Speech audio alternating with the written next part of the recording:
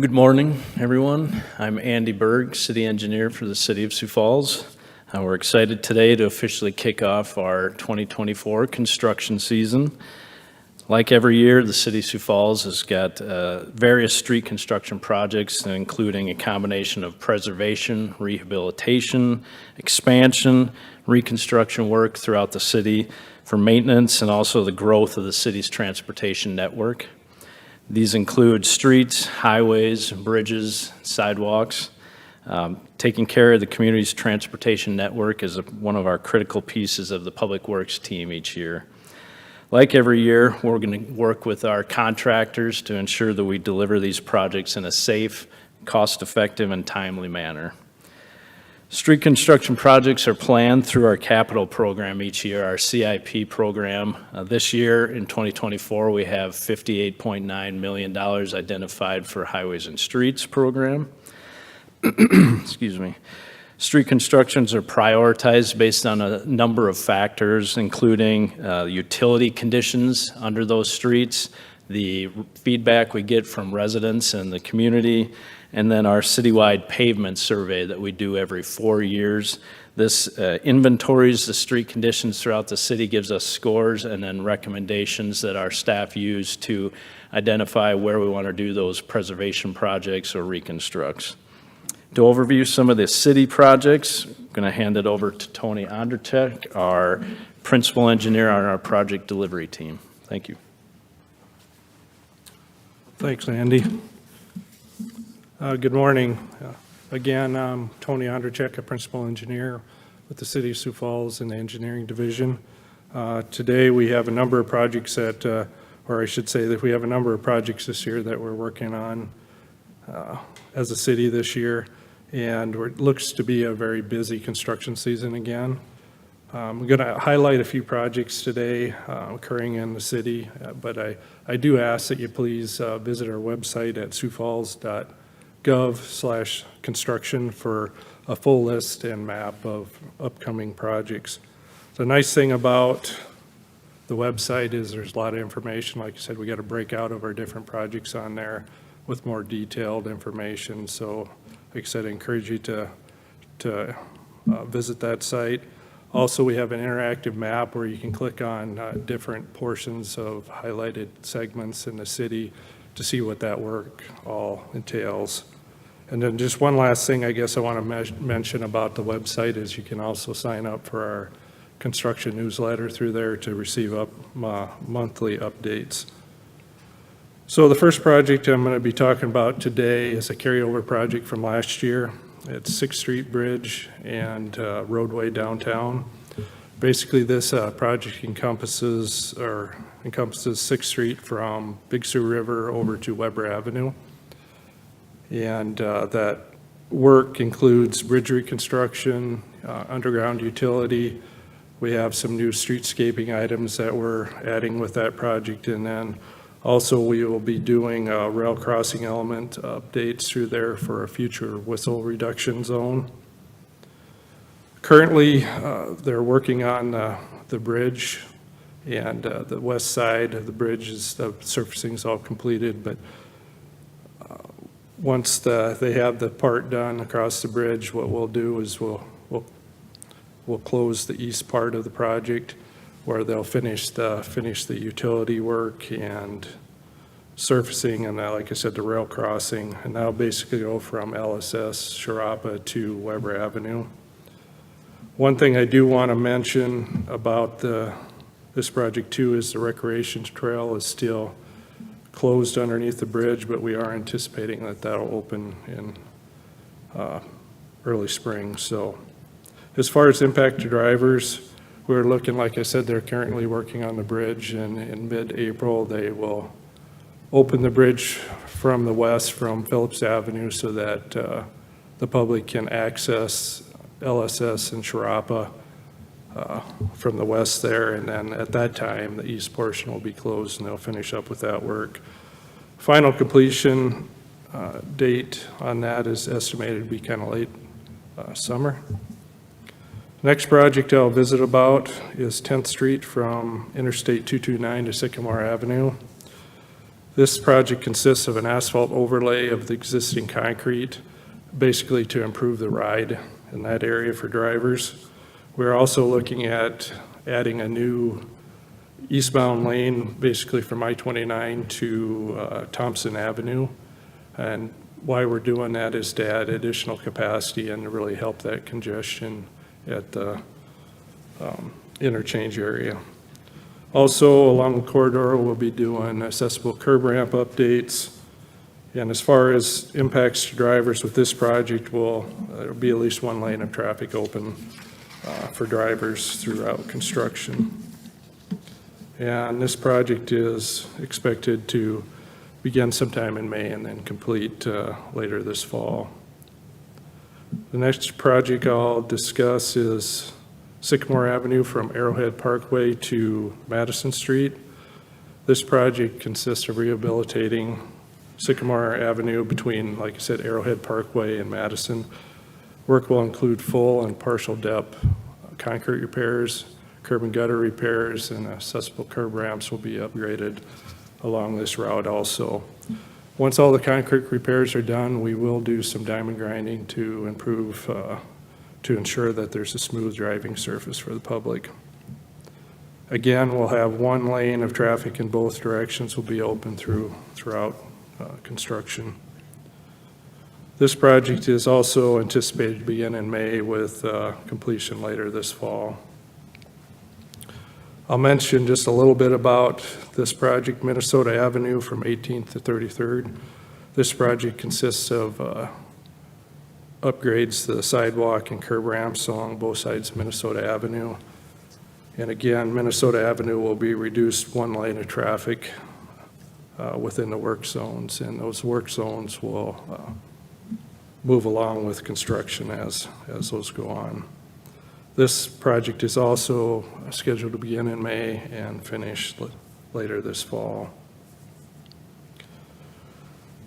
This last segment that I'm going to talk about is the North Veterans Parkway corridor. There's really three projects along this corridor. We're looking at a sanitary sewer force main from Rice Street to 6th Street. And then we got concrete repairs from Arrowhead Parkway to 26th Street. And then we have another force main installation from 26th to 57th Street. As far as impacts with the force main projects, there's not a lot of, there should be minor impacts to drivers. Although we do want to point out that the recreation trail will be closed when this work is going on in 1 mile segments. And then as far as the concrete repairs, like I said, from Arrowhead Parkway to 26th Street, traffic there will be reduced to one lane in each direction while the work is going on. And as far as timelines for these projects, the force main projects are going to begin this summer with completion in 2025. And then the concrete repair project that I talked about will begin sometime this summer with completion late fall. This was kind of a high-level overview of the projects. Like I said, just want to point out again that visit our website on more details at siouxfalls.gov/construction for further details. And with that, I'll turn it over to Dustin Hanson to overview the city's preventative maintenance projects. Thank you.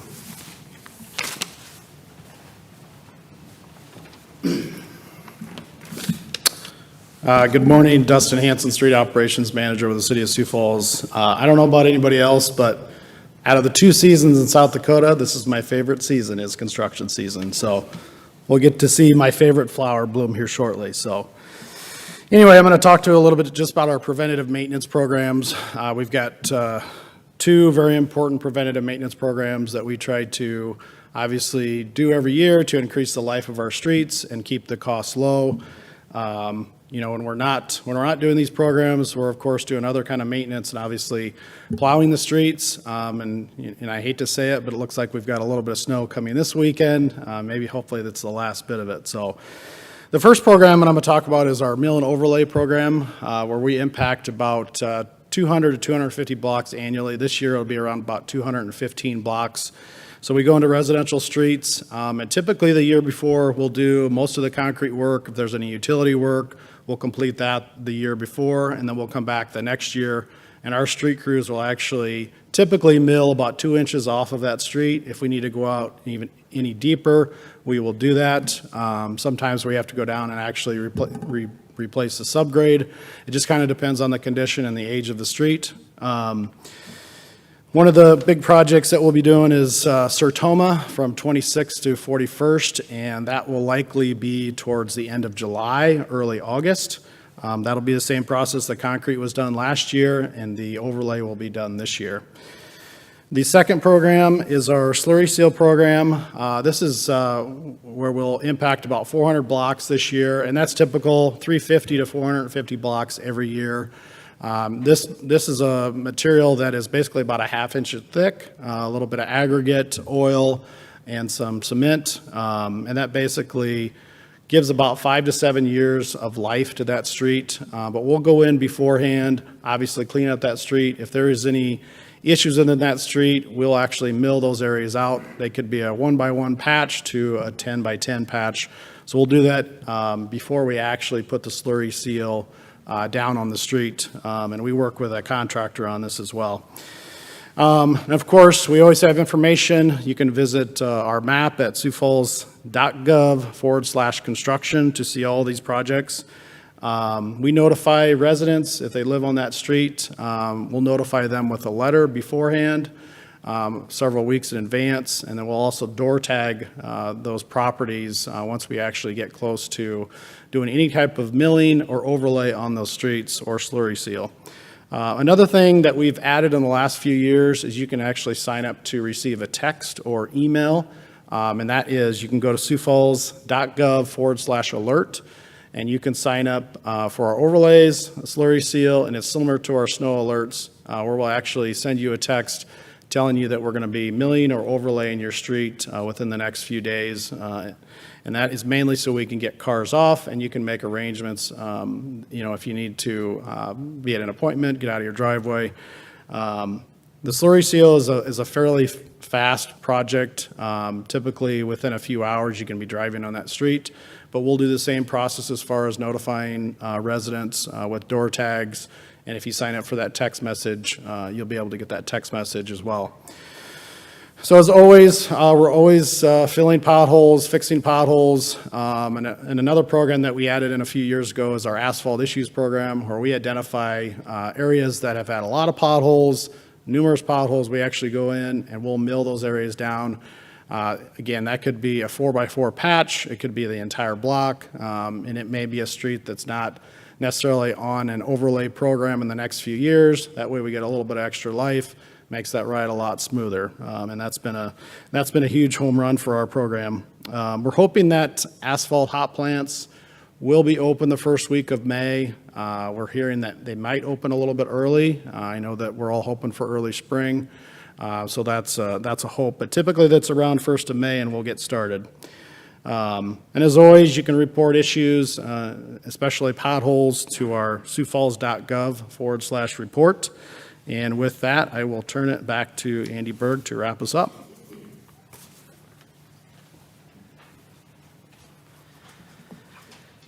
The last area we wanted to talk to you about is our coordination with the Department of Transportation, DOT projects. We have several projects that are endeavors that are multi-year that we work with the Department of Transportation to accomplish in the city. The ones we're going to hit today, first one being 41st and I-29 Diverging Diamond Interchange, or DDI. This project had a lot of progress last year. Basically, it was brought to a point where we didn't want to shift traffic onto the new process going into the winter, and so put it back in a temporary phase through the winter, and now we're in that final phase where we're putting in the concrete islands, doing the street markings, putting in the permanent traffic signals. The city and the DOT will be partnering on a significant education campaign to help people with navigating the DDI as you pass through that area. Additional information on that project specifically is at www.41stddi.com. Impacts to drivers on this one, on 41st Street, you'll be a single lane head-to-head traffic during the construction process. There will be intermediate or periodic closures of the off-ramps and on-ramps as the project is finalized. Construction resumed this week, and final completion for that project is anticipated in June. Another DDI, Benson Road and I-229 interchange. This project is widening Benson Road to 3 lanes going west of the interchange and 2 lanes going east, with the limits basically Lewis Avenue to Hall Avenue. This also includes utility upgrades, concrete surfacing, new permanent signals, and a center median on Benson Road. The interchange will have our first triple left turn lane in town. This will be the northbound off-ramp of 229 onto westbound Benson Road.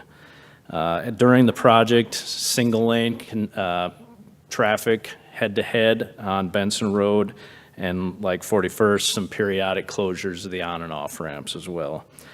The construction timeline is starting in March here, with the completion of this project in spring of 2025.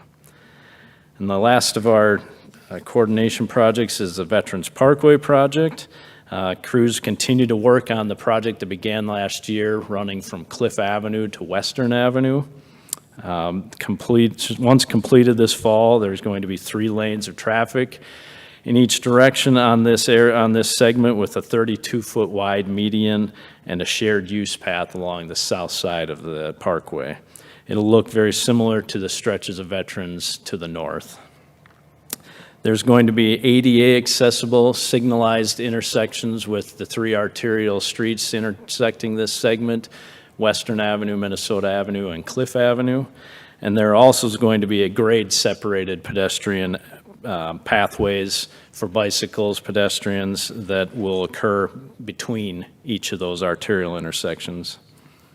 This summer, a roundabout is also going to be constructed at the intersection of 95th Street and Western Avenue. The project will not start till after the school is out for the season. This will continue through the summer. Crews are currently working on the bridge over 85th Street.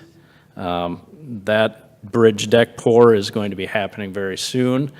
The temporary traffic signal installation at 85th Street and Western Avenue to help traffic move more efficiently along that 85th Street corridor is currently in process and should be wrapping up here in early April. Crews will be working on the Minnesota Avenue and South Veterans Parkway intersection this summer as well. Additional details on this project are available at www.southveteransparkway.com. Impacts to drivers. As I mentioned, Western Avenue is closed now from just south of 95th Street down to County Road 106. The intersection with 95th Street for the roundabout is expected to be completed. It will be closed once school's out, and completion is planned to be done before August, when the school starts back up. And there's been significant communication with the school district and parents for those schools as well. The closure from 95th Street south to 106 is anticipated to remain closed until late fall. Minnesota Avenue will be impacted this spring as well. We are working with the contractor and DOT on this, finalizing details on when that closure or lane reductions are going to happen on the Minnesota corridor. And on that note, there are several projects coming forward that are going to impact those corridors on the south side: Louise Avenue, Western Avenue, Minnesota Avenue. And we know the schedule on Western, as I just explained it. The details on the Minnesota Avenue impacts and Louise Avenue impacts are not yet known as far as timelines. So we'll be coming back out with a press release and more public outreach on those as we learn those in the coming weeks here. Wrapping things up, we have a number of ways we communicate with the public, as both Tony and Dustin mentioned. SiouxFalls.gov/construction is a great place to get a lot of the information. Sign up for the monthly newsletters that are related to key projects that push out milestones and updates. And then on social media, we post to Facebook, LinkedIn, and X for various updates on these projects as well. And lastly, we also do a monthly video series called Public Works Update that takes residents out to various projects, giving them highlights on that project. That's viewable on the city's YouTube channel. As we transition into the construction season, we just want to remind the public to please slow down in construction zones, try and plan alternate routes so that they can avoid those areas whenever possible, and give yourself extra time when you're going through those construction areas. With that, we'll open it up to any questions the three of us could answer. With Veterans Parkway, can you explain that a little bit again? Because it sounds like there could be closures at Western. With Veterans Parkway, could you explain that a little bit again? It sounds like there could be closures Yep. on Louise, Western, Minnesota. I'm anticipating that they won't close all at the same time. So Why is that important? Sure. The Veterans Parkway impacts are primarily to Minnesota and Western Avenue. Minnesota, we don't have the details on that yet. It could be a short full closure, or it could be head-to-head lane reductions. We're still working through the details and timing on that. The Western closure has started. It started on Monday from south of 95th Street down to County Road 106. And then the intersection with 95th Street for the construction of that roundabout, that closure will occur once school's dismissed for the season. So the reason I asked that, those are huge commuter feeders. Yep. So people may be choosing Western as their alternative. Minnesota's, Right. You're not going to have them both closed at the same time, or? There is a potential for both to be closed at the same time, and the city is currently, as we work on the details of those, we're also working up a public education plan for communicating to the communities to the south. A lot of the impacts are going to be not only the people that live down in that area south of 85th Street, but also a significant amount of people in the Harrisburg and T communities, identifying better pathways for them to avoid the area, such as taking I-29 to 229 and coming back, or taking Highway 11. As these timelines shape up, we'll know a lot more about helping inform the public on when they need to expect that and when they need to plan their alternate route to avoid those areas.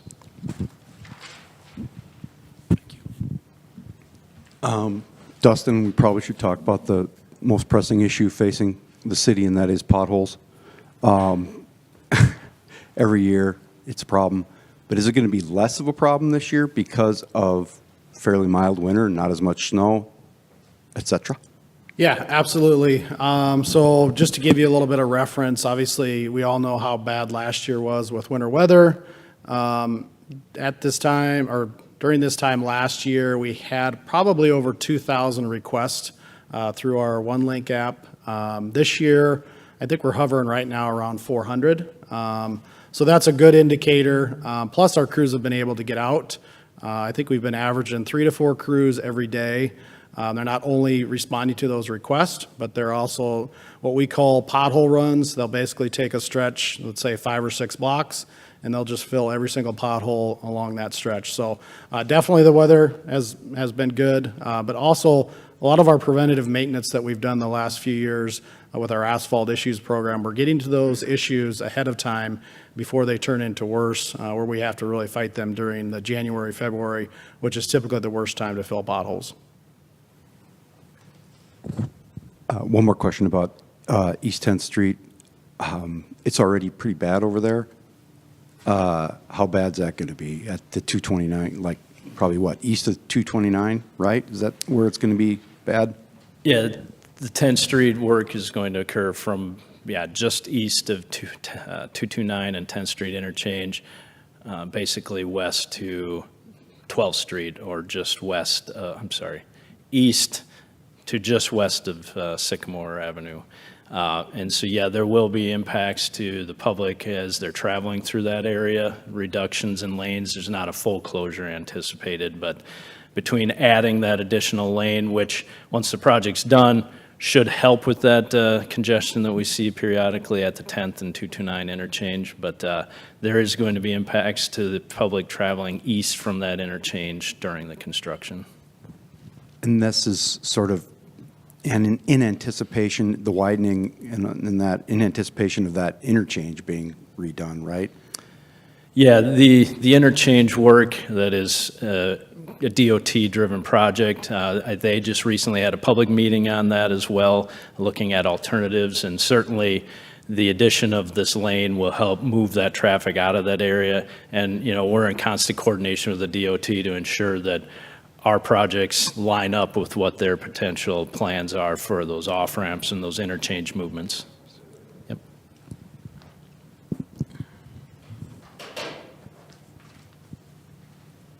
Thank you.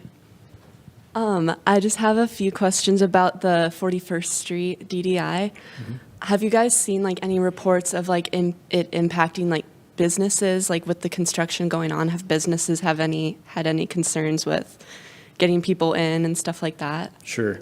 I don't know specific businesses or details on that. I know our teams, in anticipation of a project, and then our project managers throughout the duration of the project are constantly working with businesses so that we have proper signage in place to make sure folks know how to get there when that access to their business might be closed off for a period of time.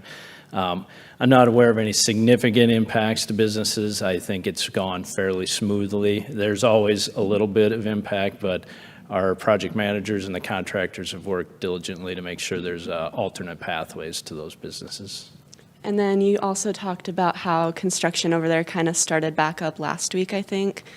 Are there any concerns with like upcoming construction that is going to like back up traffic significantly, or that people should know about or be ready for? There will definitely be an impact to the traveling public once it's reduced down to single lane head-to-head. It's very similar to last year during construction, and so folks should anticipate similar delays that they saw last year. Thankfully, with project completion anticipated in June, it's going to be short-lived. It's that final stage, so as we get those concrete medians in place and our permanent signals in, and then very importantly, the lane markings, so people know the pathways they have to follow. There will be some impacts as there's head-to-head traffic, similar to last year, but it should be much shorter time frame of impact, and then getting that open to the traveling public will be very exciting in June. And then one more question. Why does Sioux Falls need a diverging diamond? Diverging diamonds have been found to be a very safe interchange layout.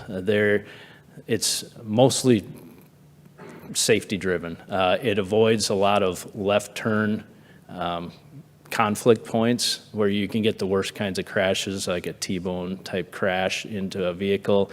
The turning movements are primarily free turning movements when you're on the left side of the DDI going left onto an on-ramp, that type of thing. So our traffic folks know all the details on that, but in general, it's a very much safer movement. It leads to less impactful crashes in those interchanges. It helps move traffic as well because there are more free turning movements instead of stops with arrows for turning. So it can help with that traffic flow as well. Thank you. I just want to go back to maybe overall, because there's some folks who are going to choose the alternatives, and you talked about that with some of the preventive maintenance. Any idea can you give us some context for what's maybe changed in terms of the traffic flow before construction and during construction? Are people using alternative routes or, yeah? I would say in general, yes, we see an uplift in traffic counts on our detour routes. People realize that there's a savings of time by going on those detour routes. There are folks that choose to continue to go through those construction areas, which is perfectly fine, whether they work in those areas or live in those areas. We just ask that they know that there is going to be a longer time frame for making those passes through the construction zones. So it's up to the individual which path they choose to go through with extra time or take that detour route. But I would say we do see an increase in the traffic counts along those detour routes during that construction period. So we know people are using them. Are you anticipating a great deal of wailing and gnashing of teeth when that DDI opens on 41st? There's always growing pains when something new. So the plan with the DOT and the city is to do as much as we can on the front side before it's opened, to get animations out there, to have more public meetings where we might bring people in, and we've got a large mat that kind of lays it out like we did before the project kicked off.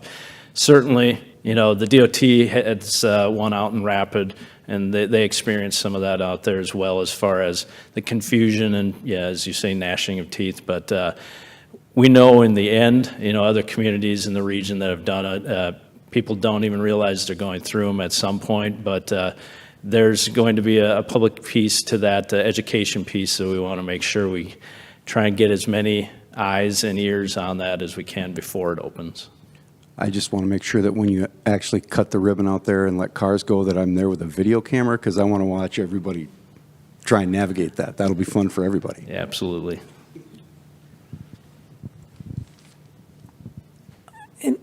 We didn't talk about I-229 in Cliff. Is that because there was some construction done earlier this year with moving of utilities? Is that on a pause, or what's happening with that this year? That intersection of 229 and Cliff is planned for construction in 2025. Right. This summer, there'll be a little bit of work with a temporary bridge and the crossovers, so that the traffic detour routing, it will be in place in 2025 when the project kicks off. So the planned bid and construction is 2025, 2026 for a 2-year construction on that interchange. So the temporary bridge isn't going to cause any traffic detours or delays? Well, there may be some periodic lane closures, that type of thing. I don't know details on the traffic control while they put the temporary bridge in place, but it would not be a significant time of any sort of lane closures or anything like that.